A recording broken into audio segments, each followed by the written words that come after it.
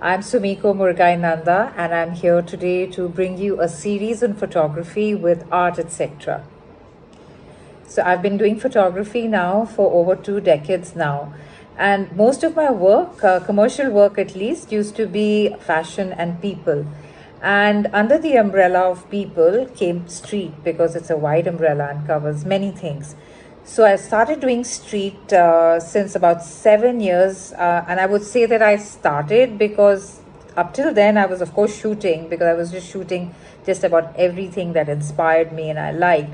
But it was only a few years ago that I actually started doing a serious study of the streets. And I say streets and I say serious study because I feel that the streets are a window to actually look into a culture of a country, of a city, of a place. And it really gives you a peep into the pulse of a place truly. So along with art, etc. now, we're bringing you a little series on my street work, on how I have traveled to different places and noticed and observed and captured the streets. My first episode that I want to share with you is on Vietnam. So Vietnam was absolutely full of surprises. And I actually went there, to tell you the honest truth, with very little expectation. So visually, I didn't really know what to expect, but yes, I read about it and prepared myself to a certain extent. So I knew the culture, etc. And growing years, one had read so much about the war, etc. But I just allowed myself to be disarmed, and boy, I was like really surprised. It was just a beautiful experience. So while in Vietnam, I went to three different places. I went to Ho Chi Minh, I went to Hue, and I went to Hoi An. All three were completely different, and the fabric of the place was entirely different. And I got a very different feel from each of these places.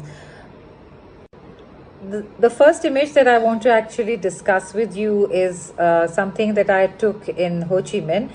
And I was lucky actually that I happened to be there at a time where Vietnam was actually playing football. They are obsessed with soccer.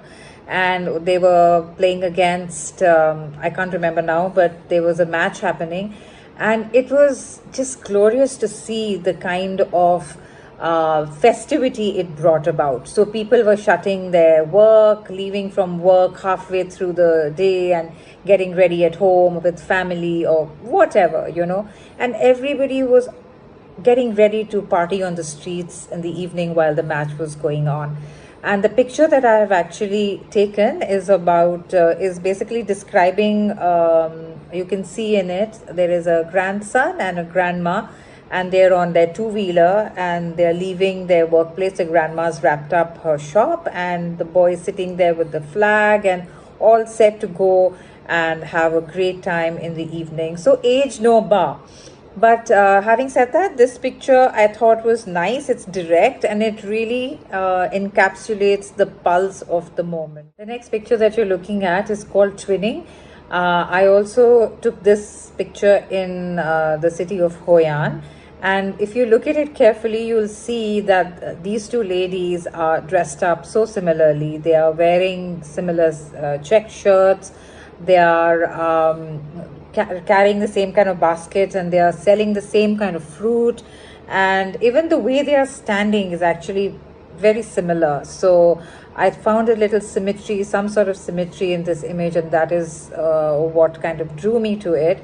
And that's why I took this picture. I like this picture very much because this was one of those extremely unexpected images that just sort of happened again on the city, in the city of Hoi An.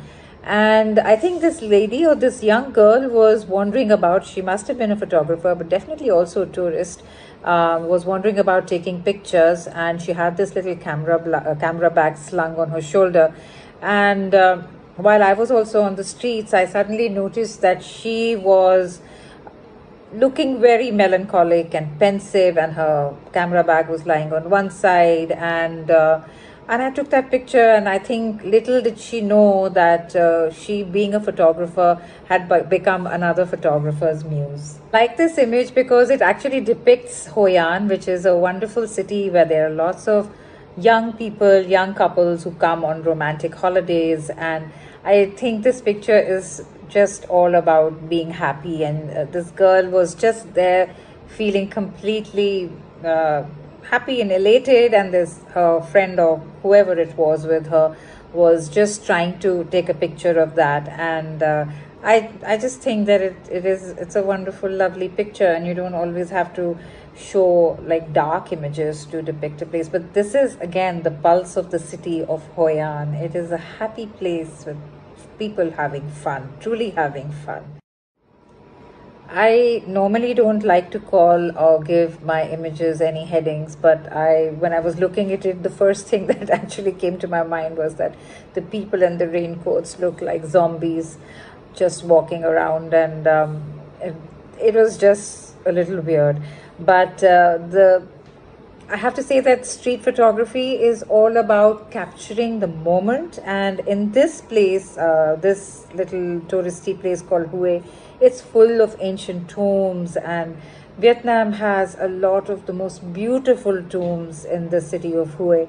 And over here, it was a very, very rainy day. And despite the rain and despite the bad weather, the tourists were relentless and kept coming.